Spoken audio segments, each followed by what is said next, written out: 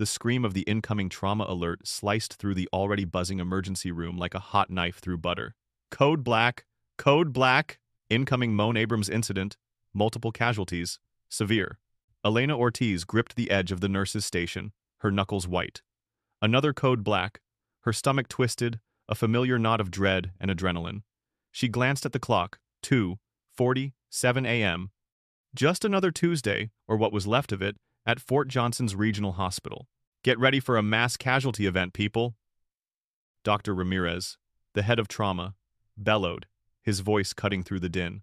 A man built like a brick outhouse, with a perpetually furrowed brow and eyes that had seen too much. Triage teams, stand by. Oars on standby. Blood bank, prep everything for major transfusion protocols. The ER, usually a controlled chaos, erupted. Nurses scrambled, doctors barked orders, orderlies pushed gurneys into position. Elena, a veteran of 7 years in the trenches of emergency medicine, moved with practiced efficiency, her mind already cycling through protocols, anticipating needs, preparing her station for the inevitable flood. She was good at this. Too good, perhaps, at shutting down the part of her that felt the tragedy and focusing solely on the mechanics of saving lives. It was the only way to survive. Moments later, the first ambulance bay doors burst open, revealing the horrific tableau. The air filled with the acrid scent of burnt fuel, fear, and something metallic and sickly sweet that Elena instantly recognized as blood. The paramedics, their faces grim under their oxygen masks, moved with desperate speed. 3 incoming, 2 walking wounded, 1 critical. Elena's eyes immediately locked onto the critical patient being wheeled in. A young man, barely older than 20, in a shredded camouflage uniform, his face ashen, coated in grime and blood. His right leg was a mangled mess, his left arm pinned at an unnatural angle. But it was the gaping wound in his abdomen, aggressively dressed but still oozing, that sent a cold spike of fear through her. He was losing blood, and fast. "This is Captain Marcus Thorne," a medic shouted over the commotion. "Tank Commander, Moan Abrams, crushed in the turret. Massive internal hemorrhaging. BP's dropping fast." Dr. Ramirez was already at the patient's side, his movements swift and decisive. "Get him to Trauma Bay 1. Crash cart now. Someone get me a typo blood unit stat. We need to stabilize him before he bleeds out on my table." Elena followed, her heart pounding. Captain Thorne was in bad shape. His skin was clammy, his pulse thready, barely perceptible. The monitors screamed a dire warning, blood pressure plummeting, heart rate racing in a desperate attempt to compensate. He was going into hypovolemic shock. "He's lost leaders, doctor," Elena confirmed, her voice steady despite the internal tremor. She was already inserting a wide-bore 4, preparing for the influx of fluids and blood. "Blood unit, where is it?" Dr. Ramirez demanded, his voice edged with panic. A harried intern, his face pale, rushed over. "Dr. Ramirez, there's a problem." Ramirez glared. "What problem, son?" "The blood bank. We just discovered a refrigeration failure in the critical storage unit. All typo negative, with the specific antibody marker, it's been compromised. Non-viable." A collective gasp went through the trauma bay. Elena felt a cold dread wash over her. Typo negative was rare enough, but with a specific negative antibody marker, that was like finding a needle in a haystack. "Compromised?" Dr. Ramirez roared, his face contorting in frustration. "How could this happen?" Just then, a portly, balding man in an ill-fitting suit pushed his way to the front, wringing his hands. It was Mr. Davies, the hospital administrator. His face was a mask of concern, but his eyes darted around, assessing damage, not patients. "This is a serious procedural breach, Dr. Ramirez. The liability alone, we must follow protocol." "Protocol? Mr. Davies, my patient is dying," Ramirez snapped, his voice dangerously low. "He needs blood now. Call other hospitals. Get a helicopter. We need a compatible unit immediately." The intern was already on the phone, his voice strained. "Nearest compatible supply is 3 hours away by air, doctor. Best case scenario. 3 hours." Elena looked at Captain Thorne's fading face. He didn't have 3 minutes, let alone 3 hours. His breathing was becoming shallow, ragged. His eyes were closed, his body fighting a losing battle. "He won't last," Elena murmured, almost to herself. But Ramirez heard her. He looked at his patient, then at the frantic intern, then at Davies, who was still muttering about insurance implications. Defeat was settling onto Ramirez's shoulders, a crushing weight. Elena's mind raced. The patient would die. She knew it with a sickening certainty. She looked at the blood bags hanging on the stand, the empty space where the O-negative unit should have been. She looked at Captain Thorne, a young man, a soldier, someone's son, bleeding out before her very eyes. A thought, a reckless, impossible, yet utterly compelling thought, flashed through her mind. She knew her own blood type. She had a rare one, the same rare one. O-negative with that specific negative antibody marker. She'd been told once during a routine checkup, "Nurse Ortiz, you're a walking goldmine for our blood bank, super rare type." She'd joked about being a unicorn then. Now, it wasn't a joke, it was a lifeline. Her heart hammered against her ribs. This was completely against protocol. Completely. Undocumented. Unscreened on the spot. A massive risk, procedurally. She could lose her license. She could face lawsuits. But he would die. "Dr. Ramirez," Elena said, her voice cutting through the rising panic in the bay. Her colleagues, usually focused on their own tasks, paused, sensing the shift in the air. Ramirez looked at her, his eyes hollow. "Yes, nurse? I'm O-negative, with that specific negative antibody marker." Silence. Absolute, terrifying silence. The only sound was the frantic beeping of Captain Thorne's heart monitor, slowing, slowing, slowing. Ramirez's eyes widened. He stared at her, then at the dying soldier. He knew exactly what she was offering. The unthinkable, the impossible. Mr. Davies, sensing a new, even more egregious breach of protocol, spluttered. "Nurse Ortiz, what are you saying? Are you suggesting—" "No, absolutely not." "That's completely against every single hospital policy. Undocumented donation, unscreened blood. The liability is astronomical. I forbid it."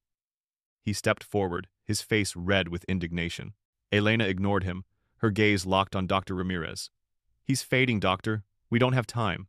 Ramirez's gaze flickered from Davies's apoplectic face to Elena's resolute one, then to the monitor.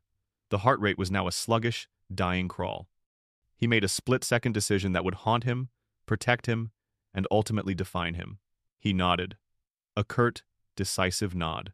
"Nurse Ortiz, prep yourself," he ordered, his voice suddenly sharp, unwavering. "Mr. Davies, get out of my way. My patient is dying, and I will not let him die for lack of paperwork." Davies recoiled, aghast, but Dr. Ramirez was already turning back to Captain Thorne, yelling for a scalpel to open a vein. Elena moved, a calm, steady hand reaching for a tourniquet, an alcohol wipe, a large-gauge needle. Her colleagues, initially stunned, now moved to assist her, their faces etched with a mix of fear and admiration. They knew the risks she was taking, but they also knew the alternative. She tied the tourniquet around her own bicep, her muscles tensing. She wiped the crook of her arm with swift, practiced motions. She slid the needle into her own vein, a small sting, then the warm rush of her blood beginning its journey. A clear plastic tube, usually reserved for IV lines into patients, was now running from her, directly to the blood bag that would connect to Captain Thorne. Her blood, her life force was flowing out of her, a crimson ribbon of hope, into the system of the dying soldier. She watched as the first precious drops mixed with the plasma in the bag. The monitors were still screaming, but now, subtly, the heart rate began to pick up. The blood pressure, though still low, showed a faint upward trend. The pallor on Captain Thorne's face seemed infinitesimally less stark. Mr. Davies, standing rigid by the wall, was a study in impotent fury, his face a purple hue. He was scribbling furiously on a notepad, muttering about grounds for immediate termination. But in the trauma bay, no one was listening to him. They were watching Elena, their hero. They were watching Captain Thorne, clinging to life. They were watching a miracle unfold, born of defiance and sheer desperate humanity. Elena felt lightheaded, a dizzying sensation, but she ignored it. Her eyes were fixed on the monitors, on the slow, steady improvement. She didn't know if Captain Thorne would make it, but she knew she had given him a fighting chance. And that, in this moment, was all that mattered. The morning after was a blur of exhaustion and a profound, quiet satisfaction. Elena had finally stumbled home around 8 a.m., the adrenaline having long since evaporated, replaced by a bone-deep weariness. She'd managed a quick, lukewarm shower, the water doing little to wash away the phantom scent of blood and disinfectant that clung to her. Now, she was curled on her threadbare sofa, a mug of cold coffee forgotten on the end table, the local news murmuring idly from the television. The report was brief, impersonal. Military officials confirm a training accident at Fort Johnson involving a Moan Abrams tank. Casualties reported, condition stable for 2 personnel, 1 critical. Investigation underway. No names, no details, just the clinical detachment of a news report. Elena felt a pang of protectiveness. She knew the name, she knew the face, and she knew, with a certainty that settled deep in her soul, that she had made the right choice. Her arm, where she'd inserted the IV line, throbbed faintly, a tangible reminder of the night's events. She had also donated a full unit of blood to the hospital's general supply after Captain Thorne was stabilized, completing the proper paperwork this time, feeling a quiet pride in her body's ability to heal and give. She'd done her part. Now, she just needed to rest. She was drifting, teetering on the edge of sleep, when a sharp, authoritative knock echoed through her small apartment. It wasn't the hesitant tap of a neighbor, nor the polite rap of a delivery person. It was firm, unwavering, demanding. Elena's eyes snapped open. Who would be at her door at... She glanced at the clock on the wall. 10:30 a.m.? She wasn't expecting anyone. A ripple of unease spread through her. She pushed herself up, her muscles stiff and aching, and padded to the door. Peeking through the peephole, her breath caught in her throat. Standing on her porch were 2 stern-faced military police officers, their uniforms impeccably pressed, their expressions unreadable. And between them, towering over both, was a man who exuded an aura of unyielding authority. He was dressed in a pristine, formal military uniform, adorned with a dazzling array of ribbons and medals. 3 silver stars gleamed on his shoulder. A general. Elena's heart began to hammer against her ribs, a frantic rhythm that matched the growing sense of dread. This isn't good. Hesitantly, she unlatched the door and pulled it open just enough to peer out. The general's gaze, as sharp and cold as polished steel, swept over her, taking in her rumpled clothes, her tired eyes.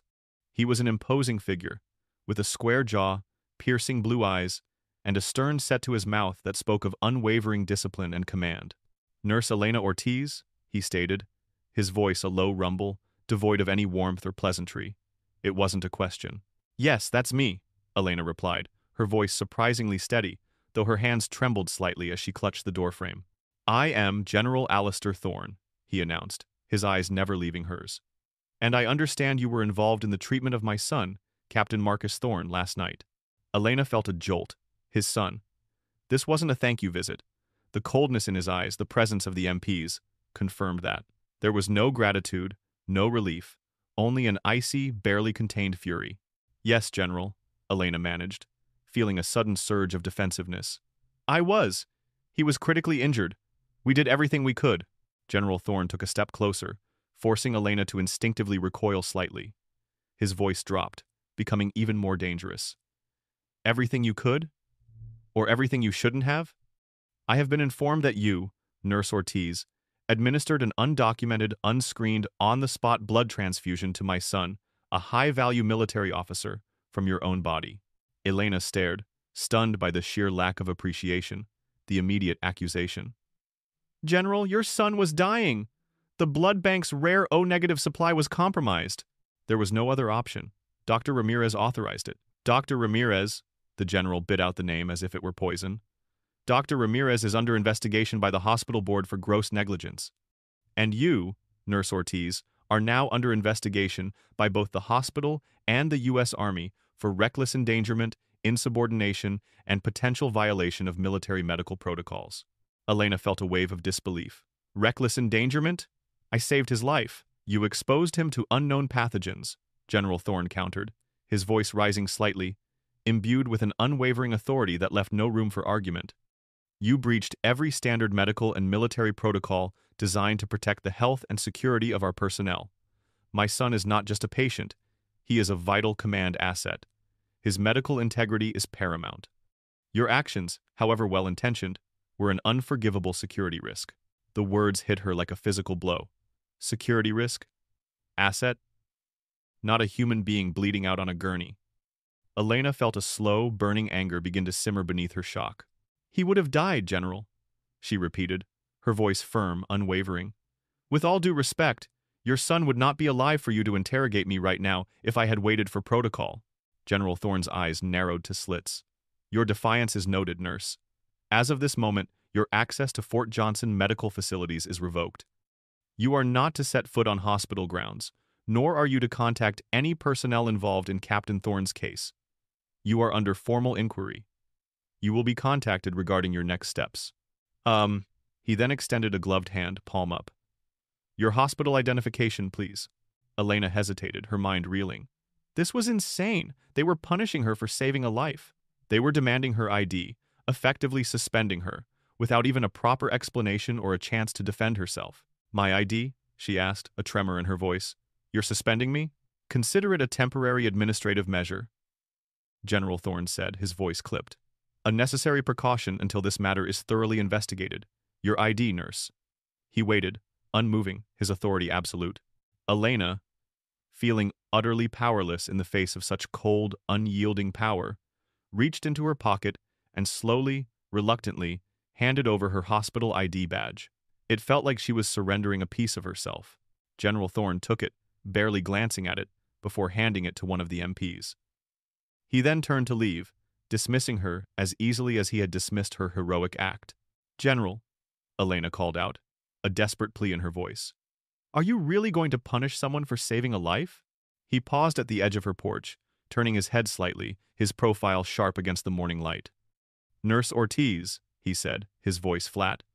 We live in a world governed by rules, by order, by security. Your heroism, as you call it, created chaos and jeopardized a military asset. Chaos is not something we reward.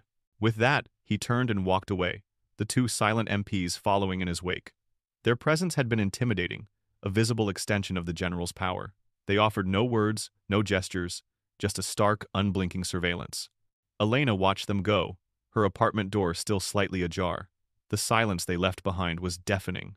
The initial shock began to fade, replaced by a slow, creeping dread and a burning, righteous anger. She had saved a man's life. And for that, a general, the father of the man she had saved, was at her door, not with gratitude, but with accusation, punishment, and a chilling dismissal of her humanity. She closed the door slowly, the click of the lock sounding like a prison door slamming shut. Her world, which just hours ago had been filled with the quiet pride of a job well done, had suddenly turned upside down. Her act of defiance, of pure, selfless compassion, had just become her greatest liability. The phone rang precisely at 9:00 a.m. the following morning, a shrill, unwelcome intrusion into Elena's forced solitude. She knew instinctively who it would be. The number on her caller ID was from Fort Johnson Hospital. Taking a deep breath, she answered.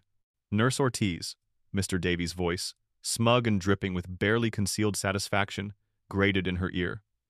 I trust you received General Thorne's visit yesterday? Elena's grip tightened on the phone. I did, Mr. Davies, and I think it's an outrage. An outrage? Davies chuckled, a dry, humorless sound. Nurse Ortiz, what is an outrage is your blatant disregard for established procedure. I am calling to officially inform you that you are on unpaid administrative leave, effective immediately, pending a formal disciplinary hearing. Unpaid? Elena's voice cracked. You're suspending me without pay, after I saved that man's life?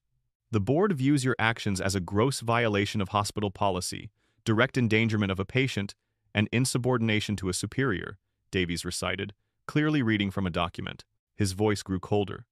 Furthermore, the Army's formal complaint regarding the compromise of a strategic asset has only compounded the severity of the situation. Your actions reflect poorly on the entire institution, Nurse Ortiz. The liability exposure alone is breathtaking. Liability? He would have died, Elena shouted, her frustration boiling over. The refrigeration unit failed. Whose liability is that, Mr. Davies? Davies paused, a flicker of irritation in his voice. That matter is also under internal review, Nurse Ortiz. It has no bearing on your egregious conduct. You will receive a formal summons for your hearing in the mail. Until then, you are not permitted on hospital property, nor are you to discuss this matter with any hospital staff or military personnel. He then abruptly hung up, leaving Elena staring at her phone, her hand trembling. The bureaucratic vice was tightening its grip. Unpaid leave. Formal hearing. She was being choked by procedure, by jargon, by men who valued paperwork over human life. Elena paced her small apartment, a caged tiger. She needed to talk to someone. She tried Dr. Ramirez's personal cell, Straight to voicemail. She tried his office. A crisp, unfamiliar voice informed her he was unavailable indefinitely and to direct all inquiries to the department head. A cold fear crept into her heart. She was being isolated. Desperate, she called Sarah, a fellow ER nurse, a friend she'd worked alongside for years. Sarah answered, but her voice was hushed, almost a whisper. Elena? Oh God, Elena. I can't talk long. Davies has been going around, threatening everyone who even mentions your name positively. Said anyone who publicly supports you will be facing a career review and disciplinary action for undermining hospital authority. He threatened you all? Elena asked, disbelief in her voice. He did. He's saying you went rogue, that you risked everyone's jobs. He's spun it so fast, Elena. Some people are actually buying it. They're scared. Look, I have to go. Just be careful. Don't talk to anyone. The line went dead. The walls were closing in, swiftly and brutally. Elena was being cut off, silenced, her reputation systematically dismantled. The rage bait was working. The reader, knowing the truth, would feel the injustice of this isolation keenly. The next afternoon there was another knock on her door, less aggressive than the general's, but no less unsettling. This time, it was a woman in a plain pantsuit, with an air of quiet efficiency. She introduced herself as Detective Miller from the local police department. Nurse Ortiz, I'm here regarding a formal complaint filed by Fort Johnson Hospital, alleging reckless endangerment and potential medical malpractice. Elena felt a fresh wave of panic. Now the police? Detective, I saved a man's life. The hospital's own blood bank failed. Detective Miller's expression was impassive. Ma'am, I understand your perspective. However, the complaint details a series of unauthorized procedures, a lack of documented consent, and the administration of unscreened biological material to a patient. My job is to investigate. Do you mind if I ask you a few questions? Elena, wary, but wanting to tell her side of the story, invited her in. The interview lasted over an hour. Detective Miller was professional, but her questions were precise, probing, and designed to lead Elena into admissions of guilt. Nurse Ortiz, you understand that by administering your own blood, you bypassed all established screening protocols. Were you not concerned about the potential for infectious disease transmission? Of course I was concerned. But I'm a healthy adult. I'm regularly tested, and Captain Thorne was bleeding to death. The alternative was certain death. And Dr. Ramirez's verbal authorization? Is there any written documentation of this authorization? In the middle of a code black? When a man's heart was flatlining? We didn't have time for paperwork, Detective. So you admit to acting outside of established protocols, without written authorization, and without documented consent from the patient or his next of kin? Elena felt the trap snapping shut. Each question, meticulously phrased, twisted her heroic actions into a series of violations. The system wasn't interested in the nuances of a life-or-death situation. It was only interested in whether the boxes had been ticked. She felt the heavy weight of the legal system pressing down on her, the feeling of being treated as a criminal for an act of pure compassion. 2 days later, the smear campaign went public. Elena picked up the local Fort Johnson Gazette, her heart sinking as she saw the headline, "Nurse Under Investigation After Unorthodox Procedure on Injured Soldier." The article, clearly a leak orchestrated by Mr. Davies, painted a damning picture. It highlighted the highly irregular nature of her self-donation, the unverified nature of the biological material, and the potential risks posed to the patient.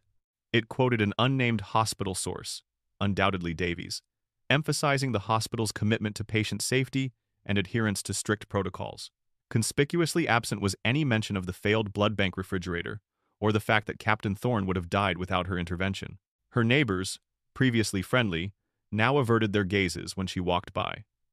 A few days earlier, Mrs. Friendly.art tu me tausam oligode. Henderson from across the hall had baked her cookies. Now, she pulled her blinds as Elena passed. The whispers followed her, the judging glances. She was no longer Elena, the kind nurse. She was Elena, the rogue, the reckless, the one who had risked a soldier's life.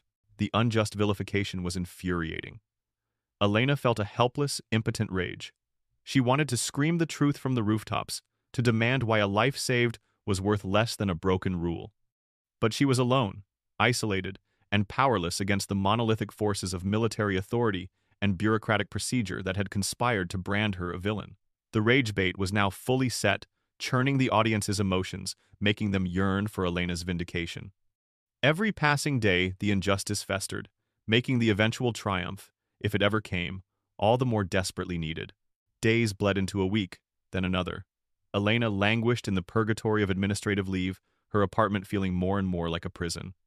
The silence was punctuated only by the news reports, which continued to obliquely reference the ongoing investigation at Fort Johnson Hospital, never mentioning her by name, but keeping the cloud of suspicion hanging heavy. She felt hollowed out, her purpose stripped away. Then, a flicker of light. A small, almost imperceptible shift began to ripple through the rigid structure that had trapped her. Deep within the intensive care unit, Captain Marcus Thorne stirred. The fog of heavy sedation began to lift, revealing the pain of his injuries, but also a fierce, insistent clarity. He was weak, his body still mending from the catastrophic damage, but his mind was sharp. He recognized Dr. Ramirez hovering over him, the familiar face a welcome sight. "Doctor, what happened?" Marcus rasped, his throat dry, his voice a whisper. Dr. Ramirez, weary from the weeks of navigating the political fallout from the accident, hesitated.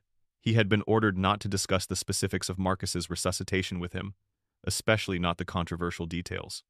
But looking at the young man, a soldier who had almost paid the ultimate price, a fresh wave of guilt washed over him. He had been complicit in Elena's isolation, forced into silence by Davy's threats. "You were in a training accident, Captain," Ramirez began, giving the official sanitized version. "A tank rollover, massive internal injuries, lost a lot of blood." Marcus's brow furrowed. "Blood? I remember hearing something about no blood, a rare type." He paused, then his eyes met Ramirez's. "How am I alive, doctor?" Ramirez took a deep breath. "Captain, I can't go into full detail, but you had a very rare blood type. Our supply was compromised. You were minutes from death." He leaned in, lowering his voice conspiratorially. "A nurse, Nurse Ortiz," she stepped forward. "She had your exact blood type. She gave you her own blood, directly, saved your life. Against protocol." Marcus stared, stunned. He had been saved by a nurse's personal sacrifice? Not by some nameless blood bank, but by an individual act of courage? A strange mix of awe and gratitude washed over him. "And what happened to her?" he asked, a premonition of injustice stirring within him. Ramirez looked away, shame coloring his face. "She's facing repercussions, Captain. Serious ones." Marcus closed his eyes, a grim realization settling over him. He knew his father's world, rules, protocols, assets. He could almost hear his father's cold pronouncements. This nurse, his savior, was being punished. He wasn't having it. Later that day, General Thorne visited his son. He entered the ICU room with his usual stern demeanor, but Elena sensed a faint tremor in his controlled composure. He looked at his son, no longer just a military asset, but a fragile young man, his flesh and blood clinging to life. The general's eyes held a hint of a pain Elena hadn't seen before. "Son," General Thorne said, his voice softer than Elena had heard it, though still gruff. "It's good to see you awake. You gave us quite a scare." Marcus, still weak, managed a faint, determined smile. "Glad to be back, Dad, though I hear it's thanks to someone who's not getting a hero's welcome." General Thorne's jaw tightened. "The matter of Nurse Ortiz is a complex issue, Marcus. Her actions, while perhaps well-intentioned, created a security risk and violated regulations." "She saved my life, Dad," Marcus stated, his voice gaining strength, his eyes burning with an unshakable conviction. "Dr. Ramirez told me. She ignored the rules when the rules meant I died. Is that what you teach us? To let our brothers and sisters die for the sake of paperwork?" General Thorne flinched, a barely perceptible movement. The words were a direct challenge to his core values, to the honor and duty he had instilled in his son, to the very ethos of military service he championed. Marcus wasn't just criticizing him, he was questioning his integrity as a leader and a father. The authority General Thorne usually wielded so effortlessly was suddenly being challenged by a greater authority, his own son's unyielding moral compass. It was the first significant crack in his rigid exterior. Meanwhile, outside the hospital, the local journalist, Sarah Jenkins, was relentless. She was young, ambitious, and possessed an uncanny nose for a story that didn't quite add up. The official narrative about the unorthodox procedure and the rogue nurse felt thin. She saw the carefully worded non-denials from the hospital, the veiled threats from Davies, and knew there was more. This was no simple medical mishap. This was a human interest story with a dark undercurrent. Sarah started with the other nurses, quietly, discreetly. Most were terrified of Davies, offering only vague, non-committal answers. But one evening, she found Nurse Miller, a kind, older nurse, on her smoke break outside the hospital. Miller was a long-timer, fed up with Davies's cost-cutting and bullying. She'd seen too many good people get trampled by bureaucracy. "Look, Hahn," Miller said, puffing thoughtfully on her cigarette, her eyes scanning the parking lot for Davies's car. "Elena Ortiz is one of the best, and she saved that boy's life. Davies is painting her as a villain because he's trying to cover his own rear. That blood bank fridge? It's been on the fritz for weeks. He knew it. He just kept delaying repairs to save a few bucks. He's the real culprit here, not Elena." Miller then spilled everything. The failed fridge, the critical blood shortage, Elena's selfless act, and Davies's subsequent threats against anyone who spoke up. She even provided Sarah with a grainy photo she'd secretly taken of the compromised blood storage unit, showing a visibly fluctuating temperature gauge. Sarah's eyes gleamed. This was it. Not just a human interest story, but an exposé. The narrative of the rogue nurse began to crumble, replaced by the truth. A hero nurse punished by bureaucracy and negligence. The tide was beginning to turn. Then, an unlikely ally emerged from the shadows. Dr. Ramirez, tormented by guilt and spurred by Marcus's quiet conviction, decided he couldn't stand by any longer. He risked his own career, knowing Davies would come after him with a vengeance. Late one night, he sent an encrypted email to Elena, attaching a meticulously compiled file. Elena, the email read, "I am so sorry for my silence. Davies has made things impossible, but I can't let this stand." Attached are internal reports regarding the blood bank refrigeration failure, maintenance requests that were repeatedly delayed, and my official notes from Captain Thorne's trauma intake, specifically detailing his deteriorating condition and the lack of viable blood supply. This should give you what you need for your hearing. "You are a hero, Elena. Don't let them tell you otherwise." Elena opened the attachment, her hands trembling. Pages of internal memos, temperature logs, maintenance request forms, all confirming the negligence, all painting a clear picture of the impossible situation she had faced. This was it. This was the ammunition she needed. A powerful feeling of hope, cold and resolute, settled in her chest. The fight wasn't over. It had just truly begun. The air in the hospital boardroom was thick with tension, smelling faintly of old coffee and stale ambition. Elena sat alone at one side of the polished mahogany table, her back straight, her gaze steady. She wore a simple, professional dress, a quiet defiance in her presentation.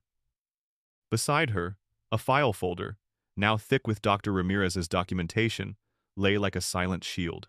Across from her sat Mr. Davies, preening in a crisp suit, flanked by the hospital's corporate lawyer, Mr. Stern, a man with a perpetually tight smile and eyes that constantly assessed liability. A uniformed JAG officer, Judge Advocate General, Major Evans, sat beside them, representing the U.S. Army's interests, his expression as unyielding as General Thorne's had been. The three members of the Hospital Review Board, comprised of senior, cautious administrators, sat at the head of the table, their faces grim. This wasn't just about Elena. It was about protecting the hospital's reputation and bottom line. Mr. Davies cleared his throat, a theatrical gesture, and began his presentation. "Members of the board, we are here today to review the grave misconduct of Nurse Elena Ortiz. On date of incident, Nurse Ortiz engaged in a series of unauthorized, undocumented, and highly dangerous procedures during the treatment of Captain Marcus Thorne. She bypassed every established protocol for patient safety." He then launched into a meticulous, damning account, his voice rising in righteous indignation. He cited specific hospital policy codes, regulations for blood handling, patient consent forms that were not signed, emergency protocols that were ignored. He spoke of systemic risks, institutional liability, and the paramount importance of adherence to procedure. He waived copies of Elena's employment contract, highlighting sections on insubordination and professional conduct. He carefully omitted any mention of the failed blood bank refrigerator, focusing solely on Elena's deviation from the rules. Nurse Ortiz, in a moment of what she claims was heroism, chose to disregard every safeguard designed to protect our patients and our institution, Davies concluded, his voice ringing with self-importance. Her actions were not heroic. They were reckless, unprofessional, and a direct threat to the integrity of this hospital. Mr. Stern, the corporate lawyer, then took over, adding a layer of legalistic jargon to Davies's emotional appeal. He spoke of potential lawsuits, the precedent her actions would set, and the unacceptable risk profile she represented. Then, Major Evans, the JAG officer, presented the Army's perspective. The U.S. Army views the health of its service members as a critical component of national security. Captain Thorne is a highly trained, valuable asset. Nurse Ortiz's actions introduced an uncontrolled variable into his medical care, potentially exposing him to pathogens and compromising his long-term health, all without official authorization or proper screening. This is not merely a hospital matter. It is a breach of security and a dereliction of duty that cannot be overlooked. Their arguments were relentless, each point a hammer blow against Elena's character and professionalism. They painted her as a rogue, a renegade, a danger to the very institution she served. The board members nodded along, their faces reflecting grave concern. The rage bait was almost unbearable now. The reader, knowing the absolute truth, would feel a boiling anger at the systematic dismantling of a hero. Finally, it was Elena's turn. The board chairperson, a thin-lipped woman named Miss Albright, gestured to her. "Nurse Ortiz, do you have anything to say in your defense?" Elena took a deep breath, her gaze sweeping across the faces of her accusers, then settling on the board members. She didn't consult her file immediately. She wouldn't argue procedure. She would speak from the heart, from the unassailable truth of that night. "Yes, Miss Albright, I do," Elena began, her voice clear and steady, cutting through the sterile air of the boardroom. "I have a great deal to say. Mr. Davies? Mr. Stern, Major Evans, you have presented a meticulously constructed case built entirely on rules, regulations, and liability. You have spoken of protocols, procedures, and assets, but you have forgotten one crucial detail. A man was dying." She paused, letting the silence hang heavy. Captain Marcus Thorne arrived in this ER bleeding out. His heart rate was plummeting, his blood pressure non-existent. He had lost liters of blood. "And your blood bank, Mr. Davies, the one you are so desperately trying to protect the liability of, had failed." Davies stiffened, a faint flush creeping up his neck. "Our rare O-negative blood supply, specifically required for Captain Thorne, was compromised due to a refrigeration failure," Elena continued, her voice gaining power.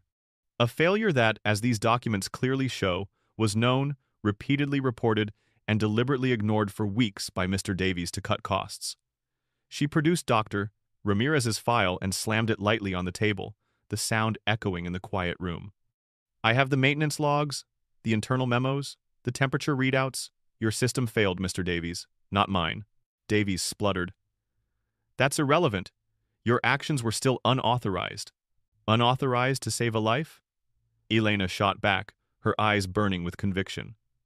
"The protocol, as dictated by your failed system, Mr. Davies, was to let Captain Thorne die. To watch him bleed out on that table because your paperwork wasn't in order. My duty, as a nurse, as a human being, was to save his life. If any of you," she looked directly at the board members, "were lying on that table, fighting for your last breath, which would you choose? A tick box on a form, or a chance at life?" Her words hung in the air, piercing through the bureaucratic haze, appealing directly to the human core that even these administrators surely possessed. Just as Mr. Stern leaned forward to interject, the boardroom door, which had been firmly shut, suddenly opened with a quiet click. All heads snapped towards the entrance. There, in a military wheelchair, pushed by a conflicted-looking General Alistair Thorne, was Captain Marcus Thorne. His face was still pale, but his eyes were bright, resolute, and fixed solely on Elena. He wore a simple military t-shirt, his bandaged arm resting in his lap. A gasp went through the room. Davies looked like he'd seen a ghost. General Thorne, his face a mixture of steely resolve and a faint, almost imperceptible softening, pushed his son to the head of the table, directly facing the board and Elena. Marcus, despite his weakness, spoke in a clear, unwavering voice, his gaze sweeping over the astonished faces. "My name is Captain Marcus Thorne. I am the soldier whose life Nurse Ortiz supposedly risked." He looked at Davies, then at Major Evans. "Your protocols, your systems, your regulations, they are designed to protect. But on that night, they would have condemned me." He turned his full attention to the board. "The protocols you are defending are systems. Nurse Elena Ortiz is a person. She saw a problem that your system created, a failed blood bank, and she reacted with courage, with skill, and with self-sacrifice. Your system failed. She did not. I am alive because she chose humanity over a rulebook. Marcus then looked at his father, a silent understanding passing between them. Dad, General, you taught me about honor, about duty, about serving our country and protecting our people. If you punish this nurse, you are telling every soldier on that base, every person who puts their life on the line, that their lives are worth less than your paperwork. Oh. General Thorne stepped forward, his eyes blazing, no longer cold, but filled with a fierce, protective fire. He placed a hand on his son's shoulder, a gesture of profound pride and solidarity. He then looked directly at Mr. Davies, his gaze filled with utter contempt. Mr. Davies? General Thorne's voice was a low growl, but it commanded absolute attention. Your negligence created this situation. Your attempts to cover it up, to vilify a hero to save your own hide, are despicable. As for the U.S. Army's complaint regarding Nurse Ortiz's breach of security, he paused, his eyes meeting Elena's, a look of profound respect and gratitude finally visible in their depths. I formally withdraw it. Effective immediately. Furthermore, I will ensure that Nurse Ortiz receives a formal commendation from the Army for exceptional bravery and actions above and beyond the call of duty in saving Captain Thorne's life. Davies was left speechless, his face slack with shock and defeat. Mr. Stern sat back, his tight smile gone, replaced by a look of sheer panic. Major Evans, though surprised, subtly nodded in acknowledgement of the general's command. The room erupted into a controlled chaos. The board members, clearly sensing the shift in power and the public relations nightmare that was about to unfold for the hospital, began murmuring amongst themselves. The battle for Elena's reputation, for her career, and for her honor had just reached its thunderous climax, and she, against all odds, had won.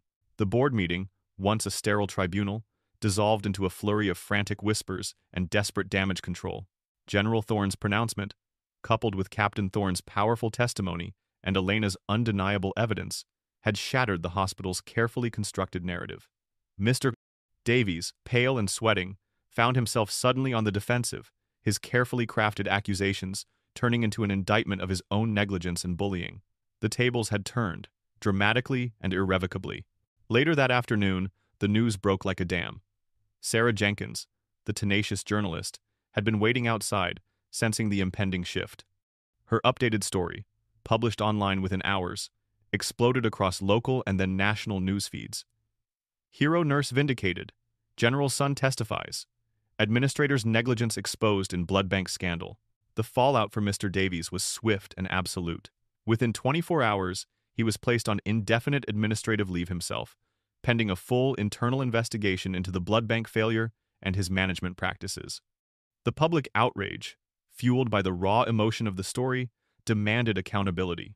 The hospital board, desperate to salvage its image, issued a public statement, retracting all accusations against Nurse Elena Ortiz, offering a full and unequivocal apology, and announcing her immediate reinstatement with full back pay. For Elena, the sense of vindication was immense, a cleansing wave washing over the weeks of isolation and injustice. She felt a profound sense of relief, but also a quiet exhaustion. The fight had taken its toll. 2 days after the hearing, there was another knock on Elena's door. This time, it was hesitant, softer.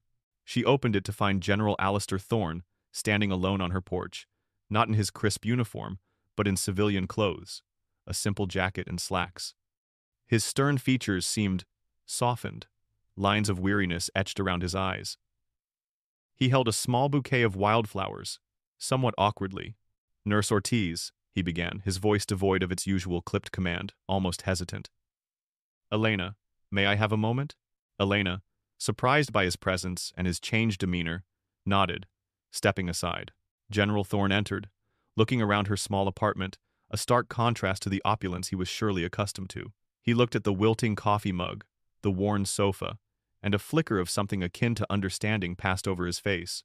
I owe you an apology, Elena," he said, his gaze meeting hers.